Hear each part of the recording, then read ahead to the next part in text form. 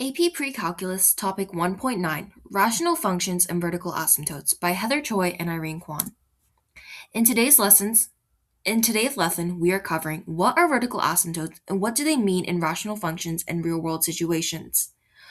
We'll look at what vertical asymptotes are, how to find them, and why they matter. To make this more real, we'll be using two examples: medicine concentration and wildlife population and pollution. First, to answer the question, a rational function is a fraction where the top and bottom numbers are polynomials. The important part is the denominator, the bottom of the fraction. If the denominator equals 0, the function is undefined. That's where vertical asymptotes occur. On a graph, the curve would shoot up or down, which is infinity or negative infinity, near those values. Therefore, vertical asymptotes are warning signs that the math is about to break down. Model 1 is described by the concentration of medicine within the bloodstream over time. Model 2 describes the effect of pollution on wildlife populations over extended periods of time. Our first model is represented by ADT minus 5 over t squared minus 4t plus 3. This function shows how medicine concentration changes over time. Now, let's look at the denominator, t squared minus 4t plus 3. We would need to factor it. To factor, we look for two numbers that multiply to 3 and add to negative 4. Those numbers are negative 1 and negative 3. So, we can write t minus 1 and t minus 3. This means that the denominator is 0 when t equals 1 and t equals 3. So the vertical asymptotes are at such points. What does this mean in real life? At hour 1 and hour 3, the model fails, meaning the math says that concentration is undefined, which doesn't make sense in the human body. This shows us that the model is useful most of the time, but not at those points. Our medicine function assumes that the drug spreads through the body in a smooth, predictable way. But in real life, the body doesn't behave perfectly. There might be delays in absorption, the medicine might need time to dissolve, or the model might not apply before the drug actually enters the bloodstream. The asymptotes at t equals 1 and t equals 3 could signal that the formula isn't valid during those first few hours, or that the model is only meant to describe behavior after a certain point.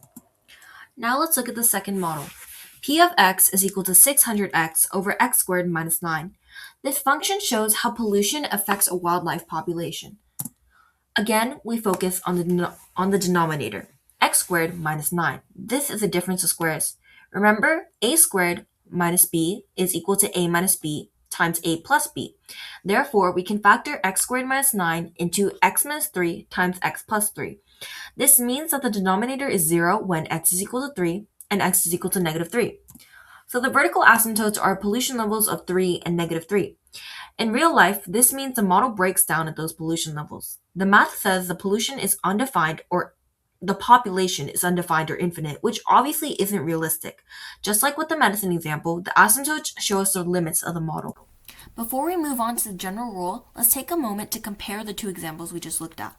Even though one model is about medicine and the other is about wildlife populations, both of them behave the same way mathematically. When the denominator hits 0, the entire model collapses. That's important as it shows that very different real-world situations can still follow similar mathematical patterns. In summary, vertical asymptotes happen when the denominator of a rational function equals 0. At those values, the function is undefined. In real-world models, they show us conditions where predictions don't work. This is why vertical asymptotes are important. They remind us that math models are not perfect. In the medicine example, vertical asymptotes mark times when concentration predictions fail. And in the wildlife example, they mark pollution levels where population predictions are unreliable. Both examples show that rational functions can explain real-world situations, but they also have limits.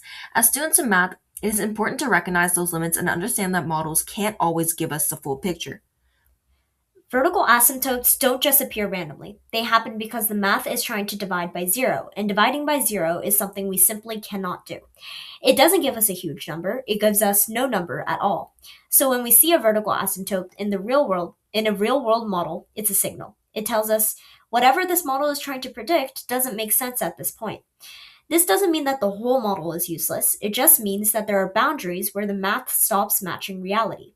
Vertical asymptotes are great at showing us where a model needs improvement or where other equations might need to take over. In real applications, medicine, biology, physics, economics, scientists will often build piecewise models, switching formulas before they reach an asymptote. That is the end of our lesson on rational functions and vertical asymptotes. Thank you.